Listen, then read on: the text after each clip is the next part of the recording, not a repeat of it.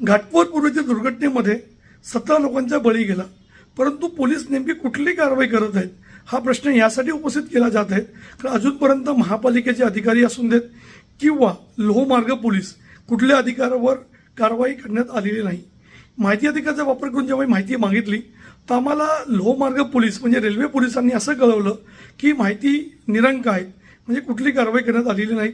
आणि घाटकोपर एन हे अनुज्ञापन खात्याच्या अधिकाऱ्यांनी आम्हाला असं कळवलं की या बाबतीमध्ये त्यांच्या अभिलेखावर कुठली माहिती उपलब्ध नाही, म्हणजे कुठल्याही प्रकारची कारवाई करण्यात आलेली नाही.